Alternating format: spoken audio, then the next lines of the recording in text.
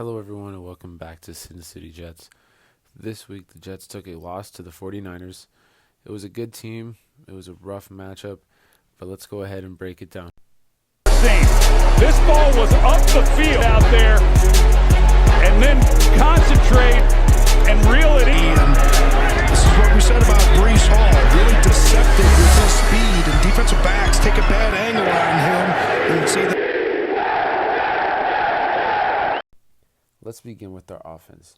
They struggled to get anything going at all, and I'm going to go ahead and blame that on the offensive line. They played a tough opponent for the first time out to give them credit for, so we should have expected this. They did show some glimpse of hope, but when the box was stacked, they struggled mightily. Okay, this wasn't really what you want to see, but I do expect it to get better as we go on. Breece Hall, the fumble was concerning mainly because the punch-out seemed to happen a little bit too easy. One hand on the ball, let's go ahead and get two on the ball, Breece. But you do love to see his usage in the red zone continue to be what it is with the addition of Braylon Allen. He's going to be getting the workload, and that really just makes me feel good because the way he was able to cut in, I'm not sure Braylon Allen's doing that quite yet. His usage between the 20s, I'm not sure why it just didn't seem to be the right place or the right time.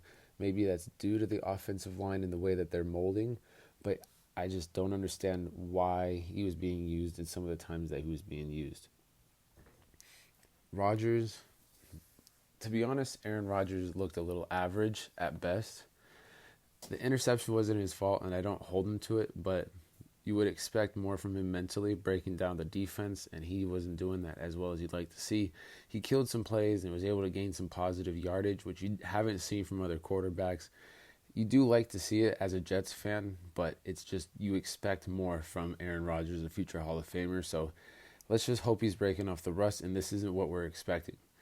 You do love to see the deep ball is still there. It was really accurate to Lazard down the end zone. Speaking of Lazard, he looked better than last year, and you like to see that with him being with Rodgers. I'm not saying you should put any stock into this. His performance is, it is what it is. Okay, he dropped a couple of balls and maybe one or two, but he caught 2 touchdowns. Okay, it is what it is. If you like him, you're happy for him. You're really excited to see what he's going to continue to have, but on the other hand, you're not sure if that's what he's going to continue to do. So let's see what happens in the next few weeks and see if we can put some stock into this performance. Garrett Wilson, he did look really good with his route running. He was really good at getting open. He just had boxed around him the entire time. That defense did not want to let him do anything, and they did a pretty good job. Garrett Wilson was able to have some good receptions, get a little bit of rack, but he was never really able to get any space after the catch just because he was already being bracketed as it was. And then Tyler Conklin, I think there needs to be some more targets to him. I think that's going to open up some rack for Wilson, maybe a target or two for Lazard, and Conklin really can do more than what he did.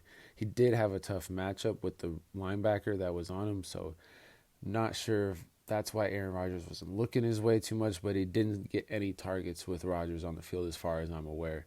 He always seems to get garbage time targets, and it really drives me crazy.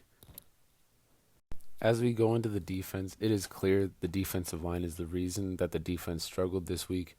We need some more backup at the defensive tackle position because Kinlaw is more of a backup for Williams or a defensive tackle you want to see on passing situations because he does not play the run very well at all. The edge, Jermaine Johnson should have been taking advantage of that right tackle a lot more than we saw. 3 pressures for the entire defensive line is not good. Both sacks were coverage sacks, and it proves that Jermaine Johnson would definitely be a big addition onto this defensive line. Probably would have competed a lot more in this game with him.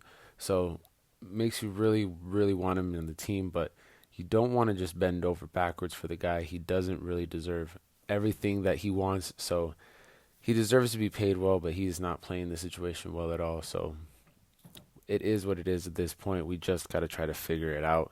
The linebackers played well. They figured it out towards the end of the game. It was a tough opponent that they had, and I don't want that to be an excuse for the team that, it's just a tough opponent. We're supposed to be a tough opponent just as much as they are. So linebackers kind of figured it out, and I think that them having to make up for the run game is why they were struggling a little bit. When it comes to our secondary, they played they played as good as they really could, honestly, for the situation at hand.